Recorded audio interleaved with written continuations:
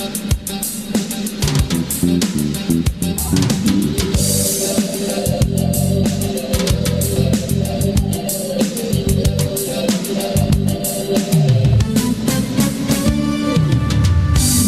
Sulawesi Selatan memadai kemajuanna, pembangunanna badina semi micini. Di Sulawesi Selatan maju tomi pertanianna, pendidikanna saropanikana kesehatan. Di Sulawesi Selatan kang masih cini mata kamajuanna resona pamarentata. Iya jini minasai naki masih asama turu nani jagai na amang parasa nganta.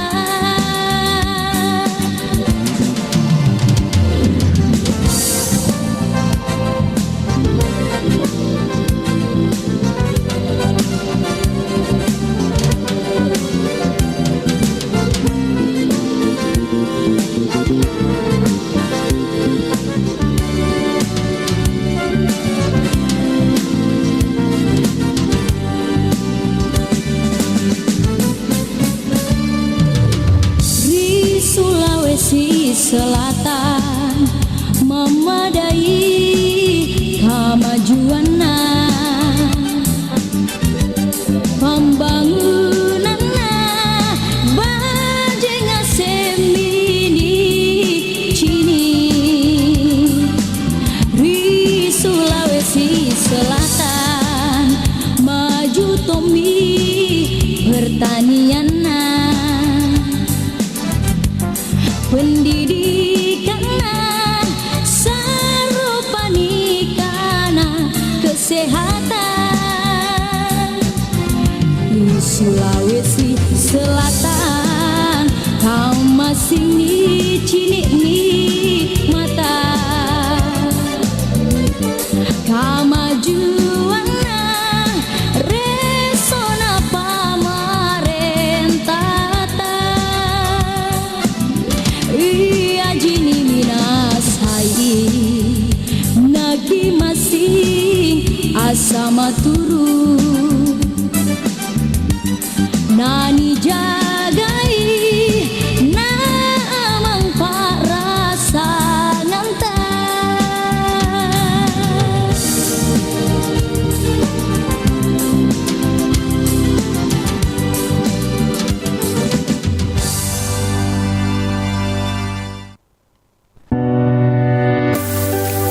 Benarkah tidur dengan kipas angin berbahaya bagi kesehatan? Banyak orang yang menggunakan kipas angin untuk mendinginkan ruangan saat tidur, terutama cuaca panas. Tapi tahukah kamu bahwa kebiasaan ini dapat membahayakan kesehatan? Bahaya utama dengan kipas angin yang diarahkan ke tubuh, terutama wajah, adalah kekurangan oksigen. Angin yang dihasilkan kipas angin bukan oksigen, melainkan karbon dioksida. Hal ini semakin bahaya jika kamu tidur di ruangan tertutup dengan ventilasi dan sirkulasi udara yang buruk. Menurut Public Health England, penggunaan kipas angin dalam waktu lama dapat menyebabkan dehidrasi atau kekurangan cairan tubuh. Bahaya lainnya adalah penurunan suhu tubuh akibat berkeringat. Berkeringat merupakan cara tubuh mengatur dan menyeimbangkan suhu. Saat tidur dengan kipas angin, keringat tidak keluar dan suhu tubuh tidak turun, sehingga berpotensi menyebabkan masalah kesehatan. Lebih baik lagi gunakan pendingin ruangan AC daripada kipas angin. AC tidak hanya mendinginkan ruangan, tetapi juga mengurangi kelembaban udara sehingga lebih nyaman untuk tidur. Ingat, Kesehatan adalah hal yang paling penting. Hindari kebiasaan yang dapat membahayakan kesehatan termasuk tidur dengan kipas angin.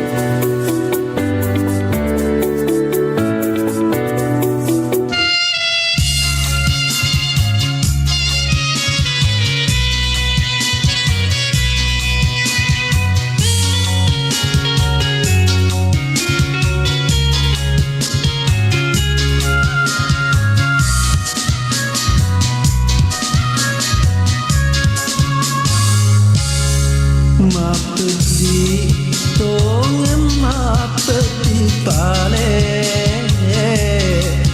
nareko tauri pojita naleki taulai nasalai jancie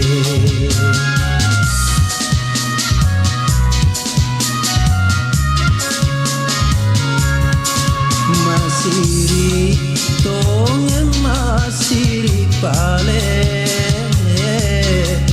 nareko tauri pojita kuraki sitan roa nalai riatina.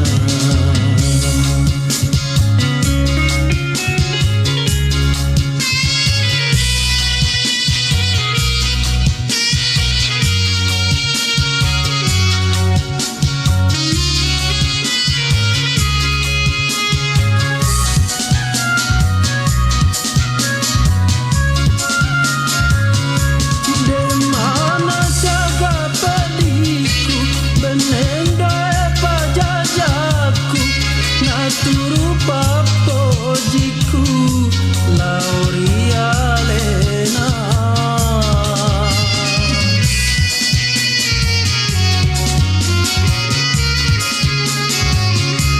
de mana jaga siriku Lauri taulainya Beneni romatana Benai takatu daboti Peti paronya nalaria cinaku siri paroti sudah boting ale-ale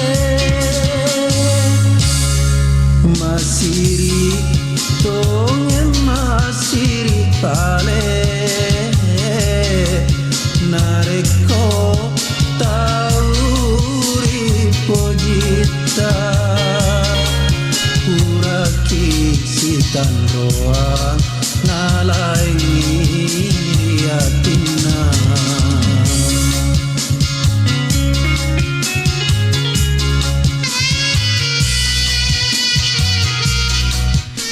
92,5 FM Pro 4 RRI Makassar. Assalamualaikum warahmatullahi wabarakatuh. Dan selamat siang. Selamat siang. Iya, apa kabar Bapak? Alhamdulillah dalam keadaan sehat walafiat. Alhamdulillah. Ketemu kembali nih. Iya, tawa. Iya, senang sekali saya sebagai pembacaranya Dewi Satriani menemani Anda di edisi hari ini. Selamat Budaya Selasa tanggal 12 November 2024. Dan seperti biasa di program acara obrolan tematik RB pengentasan kemiskinan akan kembali lagi dengan menemani suasana aktivitas Anda untuk hari ini. Dengan berbagai narasumber untuk hari ini, narasumber kita adalah beliau pejabat fungsional Dinas Pendidikan Kota Makassar. Ada Bapak Dr. Syarifuddin MPD yang alhamdulillah sudah hadir di studio. Tadi kita dengar suaranya toh? Alhamdulillah. Iya. Yang jelas pasti semangat gitu. Sebentar di berikan ke informasi tentang sahabat budaya tak. Ini terkait dengan kemitraan pendidikan dan stakeholder terkait dalam mengentaskan kemiskinan. Ya, mudah-mudahan untuk sahabat budaya juga yang ingin berpartisipasi juga di 0811 400 9250 ini bisa ditanggapi dengan narasumber kita untuk hari ini. Nah, Pak Dokter. Iya. Oke, jadi ini peran pendidikan dalam mengentaskan kemiskinan ya. Sebenarnya kita membahas tentang kemitraan pendidikan dan stakeholder ini terkait dengan mengentaskan kemiskinan.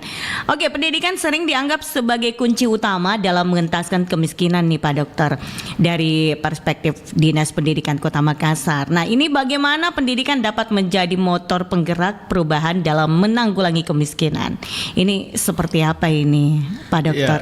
Ya, terima kasih saudara pemirsa sekalian yang turut mendengarkan Pro 4 RRI Makassar. Memang menjadi kunci utama. Pendidikan itu adalah peletak dasar bagi anak-anak kita untuk menuju sebuah kemandirian dan kreativitas yang bisa dia kerjakan untuk dapat berdiri sendiri, bertanggung jawab sendiri, dan bisa mapan di kemudian hari. Tentunya pihak Dinas Pendidikan, salam hangat dari Bapak Kadis Pendidikan Kota Makassar, Bapak Haji Muhyiddin. Beliau lagi di Jakarta mengikuti sebuah kegiatan di Kemendikbud. Nah, ini membuat sebuah gebrakan yang sangat fundamental tentang semua sekolah harus menggunakan kurikulum merdeka. Nah, salah satunya di ujung hasil output dari kurikulum merdeka itu adalah profil pelajar Pancasila. Nah, di dalam profil pelajar Pancasila itu kita kenal ada kebinekaan global, ada kemandirian, ada kreativitas, ada bernalar kritis. Nah, di semua ini termasuk juga gotong royong, semuanya itu dikemas dalam sebuah kurikulum, terutama dalam pengembangan atau penguatan proyek pelajar Pancasila atau P5. Itu paling hasil. Jadi anak-anak sudah membuat karya, membuat hasil pendampingan dari gurunya yang dia kerjakan secara mandiri maupun berkelompok dengan teman-temannya.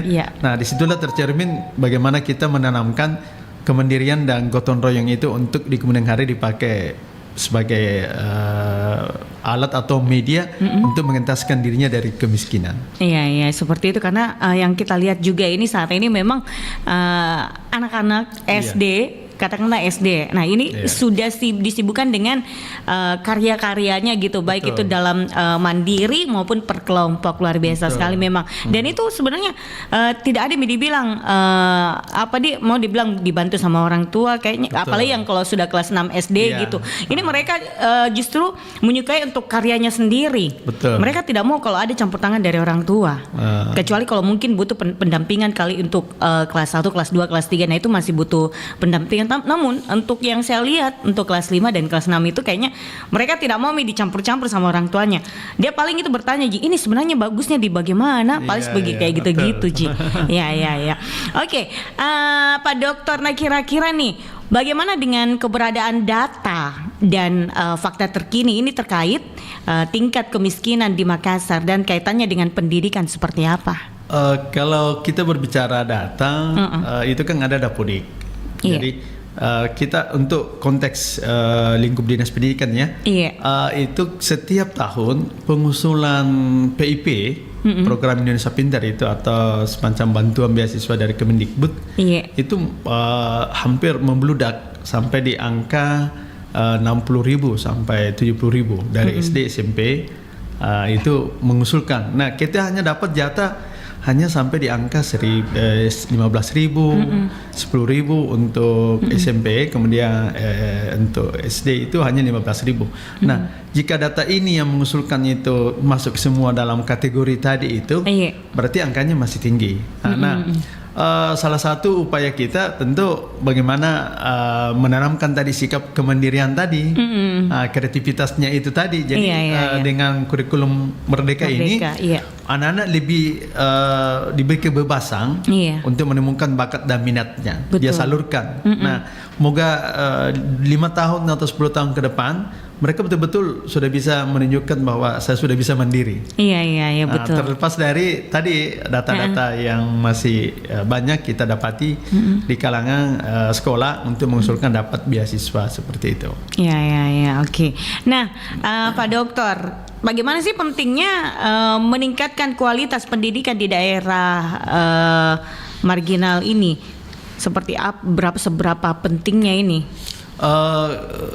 Pemerintah Kota Makassar, termasuk Bapak Wali Kota Pak Dani Pomanto itu, dengan Bapak Kadis kami Pak Haji Mudin, itu kita tidak ada lagi, bahkan pulau itu kita hampir samakan dengan yang di darat. Iya. Di pulau umpamanya mereka dapat Chromebook untuk ujian atau asesmen IMBK, kita juga beri bantuan. Sekolah juga demikian. Jadi kalau ada sekolahnya yang kena abrasi laut, itu cepat ditangani, dibangun lagi atau diberi bantuan lagi. Nah, semuanya sama. Memang kita di Makassar ini juga jadi perhatian kita semua bahwa Makassar itu terdiri dari beberapa pulau. Jadi kita hanya menganggap bahwa Makassar itu hanya di darat saja. Contohnya ada namanya Lumu-Lumu, ada di SD di sana Lumu-Lumu itu perjalanannya ke darat itu hampir 2 jam. Bahkan lama. Bahkan ada namanya itu Langkai. Itu dia lebih dekat ke Kalimantan ketimbang ke darat Makassar. Saking jauhnya mereka. Tapi kita tetap memberikan skala prioritas, baik dukungan beasiswa, dukungan guru, dukungan fasilitas sarana dan seterusnya. Jadi salah satu usaha pemerintah untuk daerah-daerah yang marginal itu, anggaplah ujung timur ya, seperti di Piringkanaya. Kemudian ujung selatan itu seperti di Barombong. Itu kita samakan semua. Jadi tidak lagi istilah siapa yang dekat siapa yang dapat, enggak. Pak Kadis sudah membuat mapping bagaimana sekolah-sekolah itu ataupun bantuan-bantuan untuk pengentasan kemiskinan itu merata di seluruh kecamatan. Iya, namun pemberian berupa bantuan beasiswa sendiri kayak katakanlah yang jangkauannya yang jauh sekali seperti itu, apakah seluruhnya dapat di sana atau mungkin dipilah-pilih lagi? Kita kan pemberian beasiswa ini kan punya indikator. Iya. Jadi umpamanya indikatornya orang yang sudah dapat PIP atau dapat bantuan KIS begitu, bantuan yang lain itu tidak dapat lagi dari beasiswa kami. Jadi beda PIP, beda beasiswa. Beda karena kita punya prinsip semua supaya semua terlayani. Kita tidak boleh pungkiri bahwa orang yang sekolah di kepulauan itu orang miskin, ada juga mereka orang kaya. Ada juga orang kaya. Saya kira saya punya sekian banyak perahu, punya penghasilan. Jadi otomatis hasil pendataan dari sekolah sendiri yang melakukan pendataan pasti dia tahu. Dari anggaplah Baralompo ada SMP di sana, kemudian ada SD-nya, tentu dia akan melihat dari 100 orang yang masuk di SD-nya hanya tinggal 20 lah atau 30 yang dapat. Ini yang lain sudah mapan. Iya jadi betul. Kita jangan disamaratakan bahwa beasiswa itu untuk sementara karena kemampuan daerah juga tidak mencukupi, maka kita akan melakukan sebuah skala prioritas dengan indikator-indikator tertentu yang sudah kita tetapkan. Yang pasti ini sebelumnya ada pendataan betul. Supaya lebih ditahu yang mana yang memang yang membutuhkan gitu ya. Jangan sampai salah sasaran kan. Nah, jangan sampai salah sasaran seperti itu. Sebenarnya perbedaan dari beasiswa yang PIP ini dengan beasiswa yang dari Bapak ini bahas ini, apa ini perbedaannya? Kalau PIP itu kan program Indonesia Pintar dari Kemendikbud. Sementara kita ini menggunakan APBD Kota Makassar. Berarti ini PIP ini memang diperuntukkan memang untuk orang yang anak-anak yang kreatif, yang kurang mampu lah, yang kurang maksudnya Indonesia di bawah. Pintar. Program Indonesia Pintar karena di situ ada beberapa indikatornya yang sudah ditentukan lewat penginputannya itu lewat Dapodik sekolah. Jadi sekolah yang memasukkan data berdasarkan asesmen awal dari siswanya, kemudian dia masukkan Dapodik, kemudian itulah yang diusulkan ke Kementerian Kemendikbud. Lalu hasil pendataan itu seluruh Indonesia turunlah daftar nama-nama, nama-nama yang menerima PIP. Itu disalurkan di bank Republik Indonesia atau BRI, tidak salah. Benar, Ya, BRI. jadi langsung anak-anak menuju ke sana untuk menerima pencairannya. Tidak dikenakan biaya 1% pun. Benar-benar, dan kalau Ya. bisa dikosongkan itulah katanya langsung. Jadi biasanya ke sana tinggal menyebut nama, langsung sudah ada buku rekeningnya dengan ATM-nya. Langsung ada di ATM. Jadi memang ini agak spesifik karena pendatanya oleh kementerian. Namun beasiswa yang dipilih-pilih ini yang sesuai data yang lain lagi nih, itu berdasarkan bagaimana ini? Apa juga kemiskinan atau mungkin kepintaran tuh kayak gimana? Ya, ada dua di Ternyata ada dua di Makassar. Seperti tahun lalu kita itu gelontorkan 1.000 anak. 1.000 anak. Satu anak mendapat 1,8 juta per anak, atau kita bagi di angka 12 bulan itu 150 Iya. ribu. Itu Iya. standar dari Kementerian Sosial, sehingga kita memakai standar 150.000 per bulan. Jadi Iya. kalau dikali 12 1,8. Jadi kalau dia 1.000 berarti 1,8 miliar. Waktu itu SMP 600. Iya. Berarti sekitar 700 miliar. Nah, 700 juta. Nah, ini beasiswa. Tentu kita punya kriteria tadi. Iya. Jika dia sudah mendapat PIP, tidak boleh lagi Tidak boleh dapat beasiswa. karena double. Dia dua, anak-anak yang berprestasi Iya. dengan anak-anak yang kurang mampu. Jadi anak yang punya talenta, punya bakat. Ya, dan bagaimana sebagainya. dengan itu supaya tahu ini Ya. ada juga orang tua ini ada anaknya memiliki talenta, dia punya bakat, tapi ternyata tidak dapat yang namanya kayak begitu. Itu sejak kapan dimulai ini, Pak? Jadi beasiswa yang kita di Dinas Pendidikan itu sudah lama, sudah lama. sudah ada angka di 5 tahun terakhir. Nah, memang tidak semua talenta itu kita hitung. Nah, jadi lomba ataupun kompetisi atau event itu yang diselenggarakan oleh Kemendikbud. Oh, iya. Jadi umpamanya Olimpiade Sains Nasional yang berjenjang. Yang begitu, yang berjenjang ya. Berjenjang. Ada ini sains umpamanya lomba matematika IPA. Dengan IPS. Kemudian ada lomba O2SN olahraga. Iya. Nah, olahraga ini ada bulu tangkis, ada pencaksilat, ada renang, kemudian ada juga atletik dengan lari. Iya. Ada juga gala siswa yang seperti sepak bola begitu. Modelnya. Nah, ini kan berjenjang oleh Kemendikbud. Jadi tidak bisa kita menjustifikasi atau membuat sebuah kesimpulan bahwa anak saya sudah juara Makassar. Ditanya dulu siapa penyelenggaranya. Dilihat dulu begitu ya, Pak Di. Sama FL2SN itu seni, bakat dan seni. Jadi umpamanya lomba tari-tarian, lomba paduan suara, pantomim dan sebagainya. Itu berjenjang oleh sampai di Kemendikbud nasional. Kemendikbud yang adakan. Menyelenggarakan. Itu yang kita skala prioritaskan. Iya. Kalaupun ada yang resmi seperti penyelenggara KONI, penyelenggara yang resmi lah. Iya. Yang oleh dibawa KONI dan seterusnya. Ini bisa dipertimbangkan. Bisa dipertimbangkan. Dan bukan saja dari sisi beasiswa, tetapi sertifikat mereka juga akan dia pakai dalam PPDB, penerimaan peserta didik baru di jalur prestasi. Di jalur begitu. prestasi.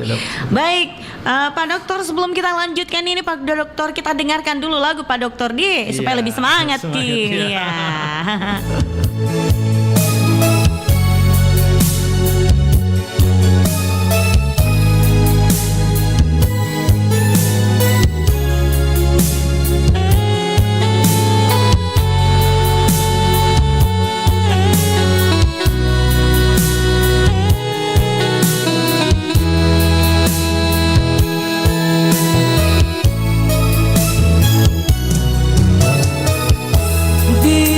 Dingin-dingin pak maitu Numpangin ranga pangai Kula latam di kalengku Naku bela ribo di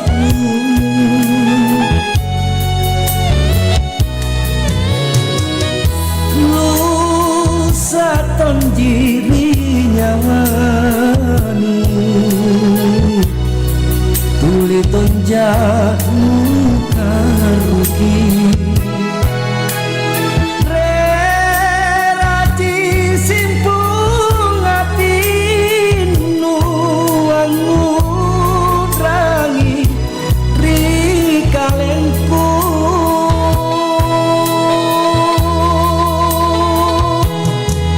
niat ibatu suratmu lontara bateli manu jule milatku tali mengandriku lupa salah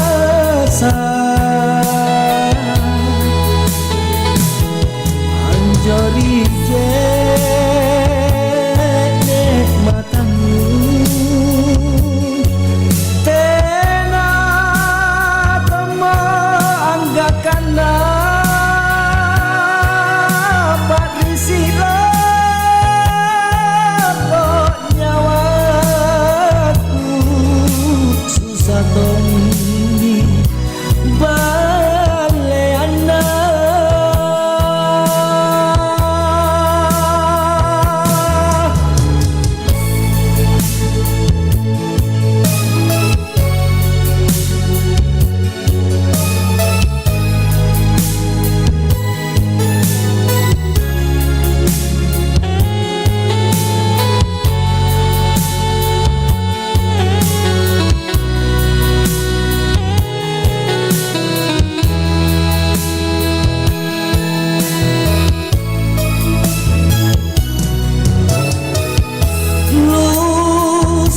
tonjiri nyawanu tuli tonjakmu karugi rerati simpung ati nuangmu rangi rikalengku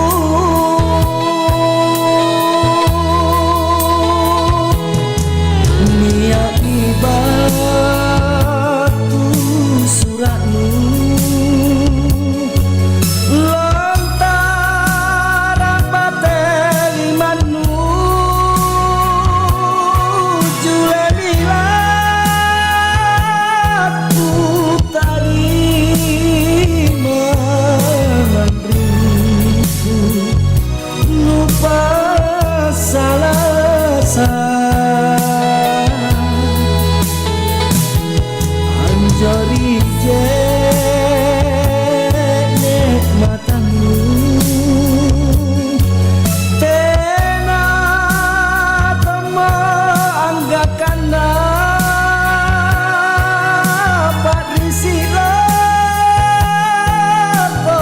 nyawaku susah toni baleana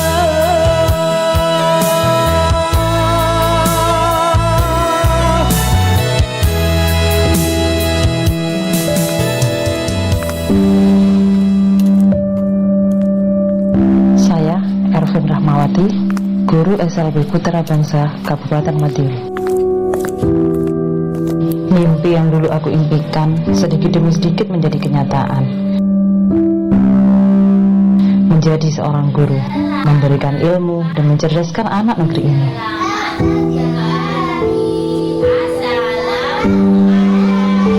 Dan sekarang aku di sini.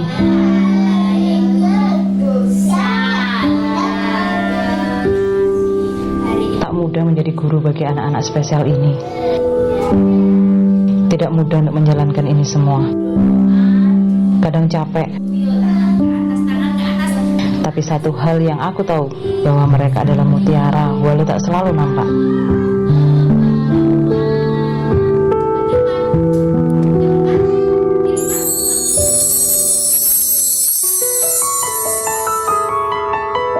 Mereka berhak atas segalanya. Kehidupan yang bahagia, lingkungan yang mendukungnya, serta pendidikan. Dan aku sebagai guru siap untuk menghantarkan mereka. Aspal. Papa. Pale. Aspal. Semua tidak akan tahu apa yang akan terjadi di hari ini dan esok hari.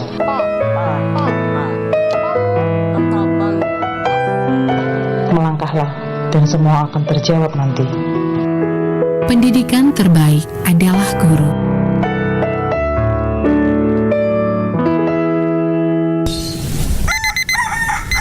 Males banget pergi ke sekolah. Males belajar. Kenapa sih harus sekolah? Buang-buang waktu aja. Orang yang gak sekolah aja bisa dapat kerja. Mending lanjut itu lagi deh. Loh, Dek. Kok belum mandi?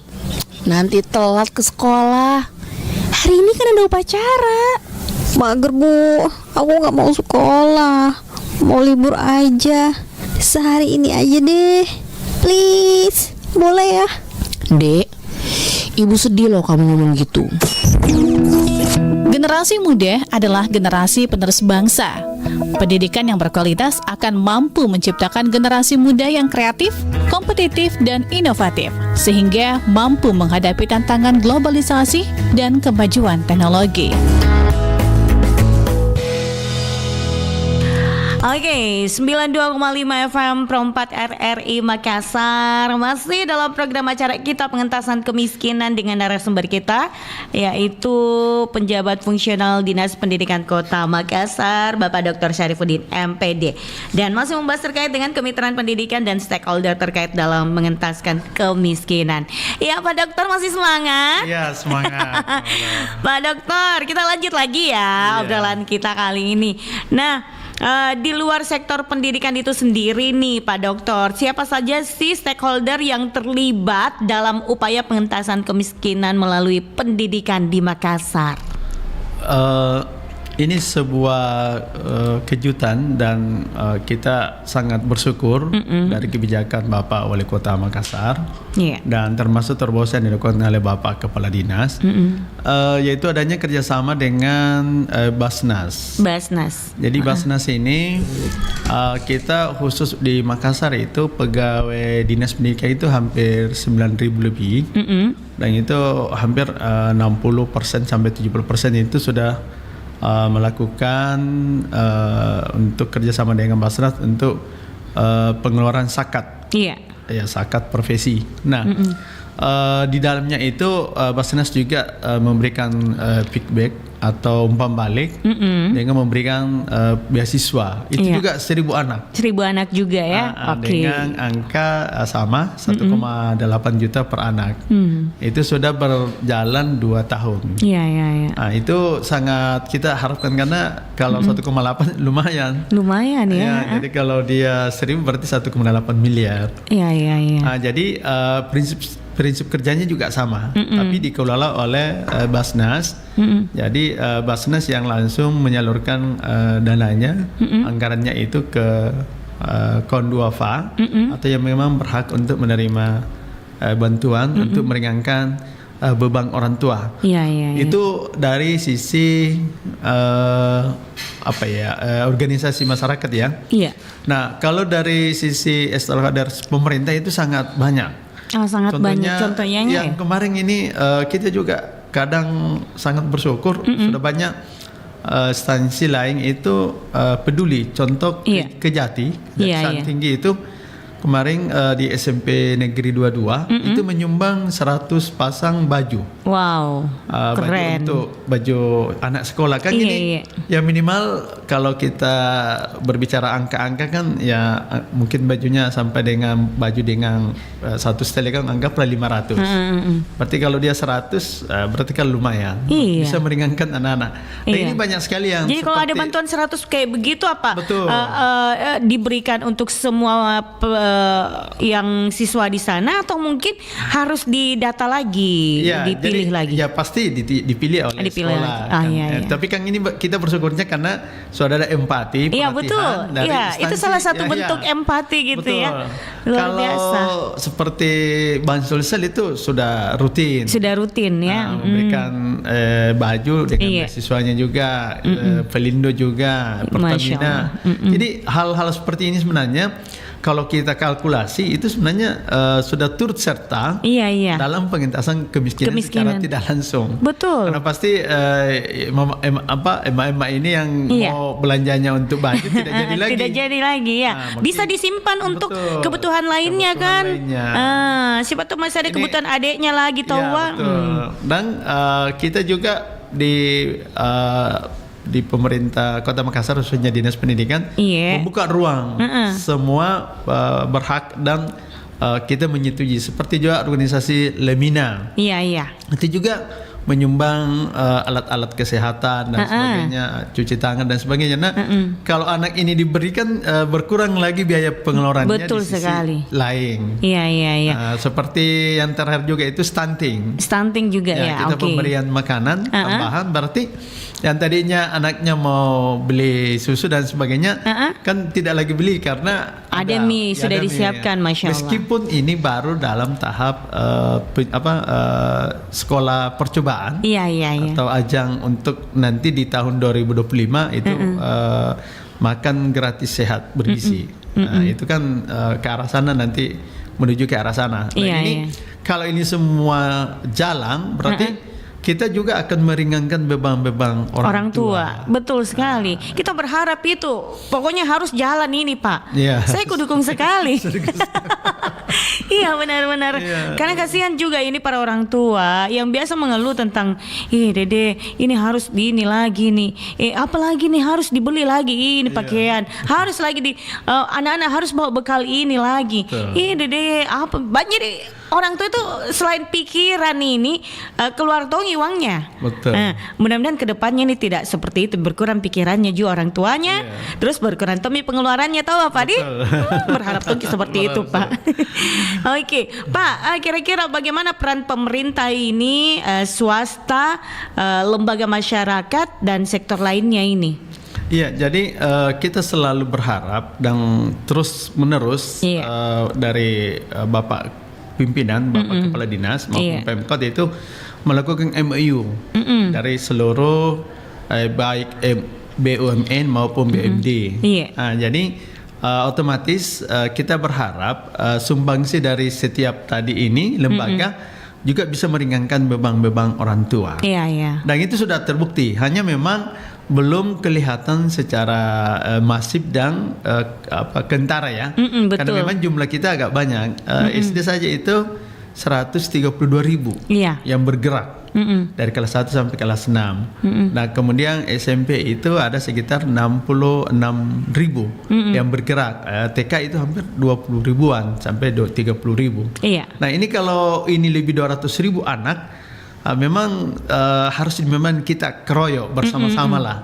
Jadi jangan parsial bahwa diserahkan ke dinas sosial kah, atau ke dinas pendidikan untuk beasiswanya. Hanya berapa sih dari tadi anggaplah 200.000 lalu beasiswanya 1.000 per tahun, kan itu hanya sekian persen. Iya betul. Jadi memang kita sangat mengharapkan setiap pihak swasta itu mengambil peran biar sedikit yang penting ada perannya. Sampai ada perannya. Jadi beasiswa kah atau semacam pakaian, kemudian fasilitas sarana prasarana, belajarnya anaknya dan sebagainya. Itu kan bisa meringankan kita keluar dari sedikit demi sedikit dari pengaruh pengentasan kemiskinan tersebut. Iya, insya Allah ya Pak ya. Betul. Nah Pak, ini kan apa ini inisiatif yang melibatkan masyarakat dalam proses pendidikan? Jadi kita berharap ke masyarakat atau orang tua, bantulah kami dinas pendidikan untuk minimal pertama kita menghemat lah. Iya tahu, Ya, betul. jadi jangan terlalu boros Bu Ibu. Jangan terlalu boros atau belanjakanlah apa untuk kebutuhan. Jangan keinginan. anak Iya. sesuai dengan skala prioritas. Karena beda itu kebutuhan, beda ini dengan kemauan. Dengan kemauan. betul. Kalau kemauan itu biasa tidak dibutuhkan Ci, Ya, tapi mau betul. Ki. Tapi kalau kebutuhan memang yang betul-betul dibutuhkan. Ya, karena di sekolah hampir semua fasilitas sudah disiapkan oleh pemerintah atau Iya. dinas pendidikan. Jadi tinggal masyarakat bagaimana menyesuaikan diri jika ada partisipasi dalam sepertinya outing kelas Iya. atau tadi panen karya Iya, atau iya. gelar Tapi karya. Pak, ini kan ada yang juga biasa mengeluh ini terkait dengan outing kelas yang konon katanya, terlalu mahal Ki. Ada yang mengeluh seperti itu. Yang mengeluh biasanya tuh orang yang kasihan, yang katanya suaminya kurang mampu, tidak bekerja karena ini PHK-kan gitu. Iya, jadi memang kita harapkan pihak kepala sekolah Iya. beserta guru-gurunya dengan komite sekolah ini melakukan dulu pemetaan. Iya. Jadi kalau umpamanya outing kelasnya itu dianggap jauh Iya. atau di luar daerah, kan banyak tema-tema dari proses pembelajaran kita itu yang bisa di lingkungan sekitar kita saja. Iya. Ya kan umpamanya benteng di sebelah Iya, Rotterdam. Rotterdam. Ya kan itu berapa sih ongkosnya? Ketimbang kalau umpamanya pergi di daerah mana? Malinoko atau di Goa dan sebagainya. Nah, ini perlu dilakukan dulu pemetaan oleh, kalau memang bisa, kenapa tidak kita melakukan subsidi silang. Oh iya. Maksudnya orang tua yang punya kapabilitas dan itu agak mempunyai kemampuan yang berlebih lah. Iya. Bahasa kasarnya bisa juga subsidi silang dengan orang yang tadi yang Ibu maksudkan. Nah, hal ini kan keluar dari satu masalah. Jadi masalahnya orang tua terpecahkan dengan faktor itu. Iya. Program sekolah juga jalan. Gitu. Jalan. Jadi memang kita harapkan sekali. Dan tidak menutup kemungkinan kan ini outing kelas biasanya dikelola oleh orang tua sendiri, komite sekolah. Dengan orang-orang tua yang memang punya kapasitas di dalamnya. Jadi kita tidak pernah campuri. Begitu. Kalau masalah pembiayaan, kita hanya mengarahkan di sini tempatnya oleh bapak guru. Oke. Baik, Pak Dokter. Nah, tentu ada tantangan dalam membangun kemitraan dengan katakanlah instansi atau mungkin perusahaan gitu ya. Nah, kira-kira apa saja hambatan ini yang sering dihadapi dalam upaya kolaborasi ini dan bagaimana solusinya yang dapat diambil untuk mengatasi? Memang setiap hal atau kebijakan atau program pasti ada tantangannya, tetapi kita selalu berupaya tantangan itu menjadi sebuah kekuatan. Betul. Kalau masyarakat kita hanya menginginkan bagaimana dia juga bertanggung jawab terhadap kesuksesan pembelajaran anaknya, terutama tadi hasil karya dan sebagainya yang membutuhkan sedikit bantuan atau partisipasi dari orang tua untuk gelar perkaranya, gelar karya, gelar karya. Gelar karya. Nah, jadi hasil panen yang tadi sudah dibuat oleh anaknya itu kan membutuhkan dana benar, partisipasi orang tua. Jadi kita harapkan itu lebih dimaksimalkan lagi. Artinya anaknya melakukan itu demi kemandirian anaknya di kemudian hari untuk bisa dia berwirausaha sendiri. Bukan untuk sekolah kan? Betul, ya. Jadi tentu kan ada yang mengatakan kan ada dana bos, memang ada dana bos, tapi tidak cukup. Iya, tidak cukup kalau diharapkan dana bos. Jadi ada namanya subsidi silang. Namanya mungkin pihak sekolah menanggung transportnya, umpamanya dari orang tua mungkin dari sisi makanan dan sebagainya. Nah, kalau dari pihak swasta kami mengharapkan sekali dari CSR-nya, ya itu sebuah perusahaan kan pasti mengeluarkan CSR 2,5% dari hasil laba tiap tahunnya itu. Nah, kita mohon kiranya CSR-nya itu dari sebuah BUMN atau BUMD yang ada di Makassar itu bisa juga disisipkan untuk dunia pendidikan, terutama untuk anak-anak lah yang paling rentan tadi dengan pada garis kemiskinan itu tadi. Okay. Itu harapan kita. Harapannya. Karena gitu. kalau semua stakeholder dari pihak swasta kita keroy ini barang sedikit demi sedikit bisa meringankan beban. Iya, insya beban Allah. orang tua. Ya, tentu dari pihak dinas pendidikan akan terus menerus dan tidak akan berhenti untuk melakukan MOU, kerjasama, mencari peluang dan seterusnya untuk bisa membangkitkan tadi anak-anak yang rentang untuk kemiskinannya tadi. Iya betul Pak Dokter.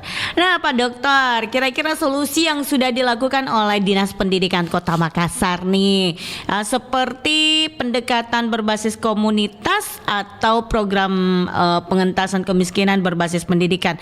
Solusi yang bagaimana ini? Bagaimana? Jadi solusinya pertama kita mengharapkan tadi dari pihak stakeholder ya dengan pihak swasta itu membuka ruang.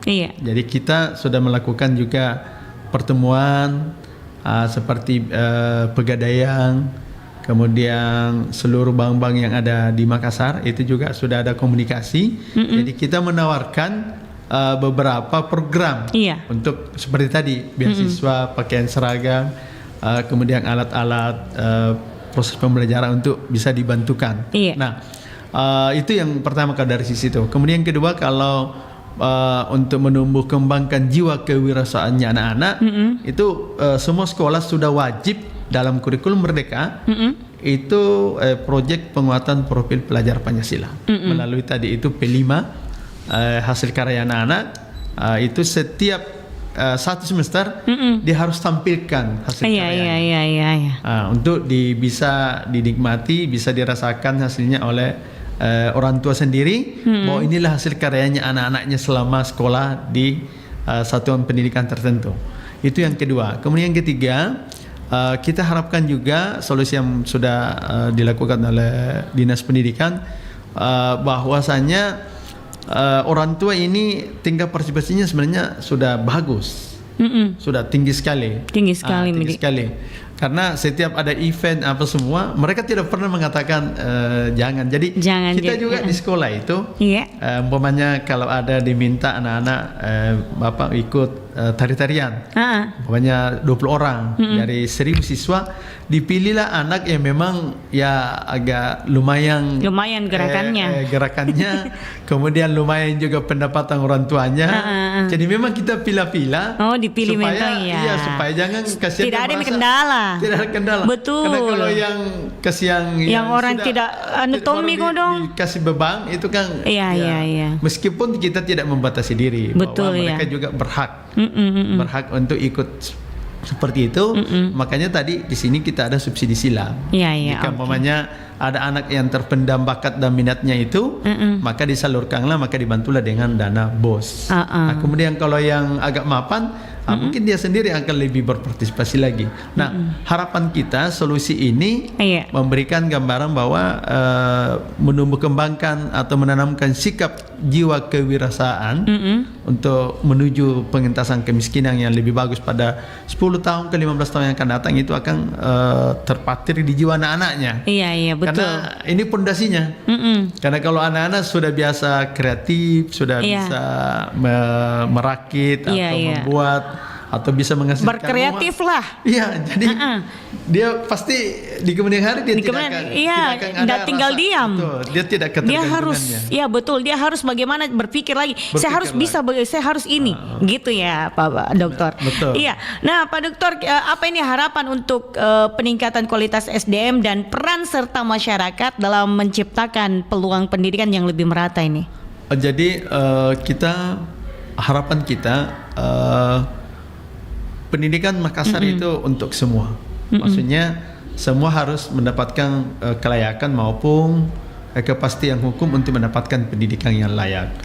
Tentu pemerataannya kita sudah mulai bergeser, mulai daerah yang marginal tadi, kemudian daerah-daerah pulau, kemudian masuk kepada contoh ini kita sudah bangun TK PAUD negeri itu di 5 kecamatan. 5 kecamatan negeri ini dengan sekian miliar anggaran. Nah, itu kan sudah Dan kita ada di pulau juga satu, kalau nggak salah, mudah-mudahan saya tidak salah ingat. Iya. Itu semua menunjukkan bahwa sudah ada pemerataan. Iya, luar biasa. Jadi yang kedua, jika masyarakat merasa ada kasus atau merasa tidak senang atau ada pun, dinas sangat terbuka dan itu langsung ditindaklanjuti oleh Bapak. Iya, Bapak caranya di situ. kayak gimana tahu apa, Dokter? Kan memang ada pengaduan. Ada pengaduan. Di kantor, kemudian itu juga laporan masyarakat langsung ke contohnya seluruh pejabat kita di dinas pendidikan. Itu kan semua WA aktif. Jadi kalau umpamanya ada orang tua melapor, selain kanal tadi itu, dia juga melapor umpamanya langsung ke WA ke saya atau ke para kepala bidang atau sekdis atau Pak Kadis sendiri. Itu langsung Pak Kadis dia share di grup, lalu langsung dia tugaskan orang untuk menyelesaikan masalah itu. Nah, ini sangat kita terbuka dan sangat cepat, reaksi cepat untuk menanganinya. Contoh, umpamanya ada anak yang putus sekolah, itu kita selalu cepat menanganinya, dimasukkan kembali di mana dia bertempat tinggal. Nah, selalu kasusnya masalah ekonomi lagi. Ekonomi lagi ya, lagi-lagi ekonomi. Jadi kalau umpamanya seperti kemarin ada di Tallo, Kecamatan Tallo, dia sudah putus sekolah, sudah kelas 4, jadi kita kembalikan, kita beritahu kepala sekolahnya, tolong kalau ada baju-baju bekas kemarin yang anak kelas 6, coba di laundry dulu, dicuci baik-baik dan seterusnya, kemudian kasihlah anak ini karena katanya tidak punya baju, beli baju. Jadi ini semua kan bentuk menanggulangi masalah yang dengan reaksi cepatnya. Gitu ya? Betul. Jadi kita sudah mengembalikan itu anak, data kemarin itu yang formal itu hampir 500 orang. Sementara yang non formal seperti PKBM, paket-paket itu, paket C, paket A, paket B itu lebih hampir 2000-an. Kita sudah kembalikan. Nah, ini kan bukti nyata bahwa masyarakat turut aktif melaporkan dan kita juga respon cepat hasil pengaduannya itu harapan kita. Karena kalau dinas pendidikan berapa orang sih yang ada di dinas pendidikan mau memantau tadi 132.000 SD, 66.000 SMP, kemudian TK hampir 25.000 sampai 30.000. Saking banyaknya Saking itu. banyaknya Jadi kalau itu dia. kita hanya orang dinas diandalkan untuk memantau, tentu kita harapkan termasuk juga RRI lah, Pro 4 ini dengan pronya yang lain kan bisa menyampaikan langsung bahwa oh kami pengaduan kan biasa ada surat dari pembaca atau keluhan atau ya canda obrolan apa semua. Nah, ini kan itu bisa menjadi masukan bagi kami. Betul. Dan itu cepat sekali Pak Kadis. Biasa langsung kita dibuatkan surat tugas. Besoknya begitu langsung terjun lalu kita buat laporan hasilnya. Oke, baik. Pak Dokter, sebagai closing statementnya nih, apa pesan motivasi yang ingin disampaikan nih kepada pemangku kepentingan pendidikan dan masyarakat Makassar untuk bersama-sama mengentaskan kemiskinan ini, Pak Dokter? Jadi kita punya prinsip bahwa jika terjadi sebuah kolaborasi, ada tanggung jawab masing-masing, ada peran masing-masing, dengan tugas yang telah dibebankan negara kepada masing-masing stakeholder maupun masyarakat untuk juga bertanggung jawab penuh tentang anaknya, termasuk di dalamnya bagaimana menumbuh kembangkan jiwa kewirausahaannya anaknya. Tentu kita semua bisa bahu-membahu untuk mengentaskan kemiskinan ini, meskipun itu secara tidak langsung di dunia pendidikan mungkin jangka waktu yang 5-10 tahun ke depan. Tapi itu merupakan sebuah peletak dasar dan itu sangat tercermin. Kalau anaknya kreatif, sudah biasa menghasilkan karya, sangat dia agak memang mandiri dia gayanya, tidak lagi dia terlalu cengeng, dia tidak terpengaruh kepada orang tua, tidak tergantung lagi kepada orang tua, dia sendiri akan mencari uang. Berarti otomatis beban orang tua juga akan berkurang. Sehingga pada ujungnya muaranya pengentasan kemiskinan akan dituntaskan. Insya Terima Allah, amin. Baik Pak Dokter, menarik sekali perbincangan kita untuk hari ini. Tapi sayang sekali karena kita udah dibatasi oleh waktu Pak Dokter. Semoga bisa memberikan manfaat untuk semua pendengar yang saat ini mendengarkan Pro 4 RRI Makassar. Mari kita memberantas yang namanya kemiskinan ya. Ingat Ki, jangan terlalu boros ya untuk ibu-ibu, bapak-bapak. Pokoknya kalau kita mau belanja sesuai kebutuhan, jangan Ki sesuai dengan kemauan. Tak karena beda itu kebutuhan dan beda kemauan. Gimana Pak Dokter ya? Oke, terima kasih sekali lagi. Semoga Pak Dokter makin sukses selalu. Pokoknya makin jaya lah ya Pak Dokter ya. Amin. Oke, terima kasih kan sudah jalan-jalan ke RRI Makassar. Oke, Pak Dokter, Assalamualaikum warahmatullahi wabarakatuh Pak Dokter. Ya, Waalaikumsalam warahmatullahi wabarakatuh.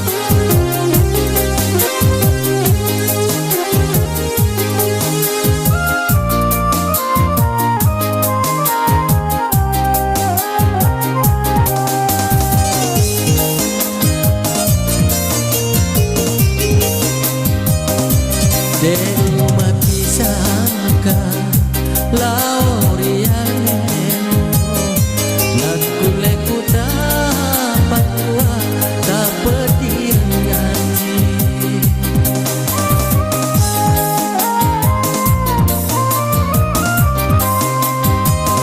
engkana kasih mai malu serasa ranyawa nasaba ampe kedomu maka solan hatiku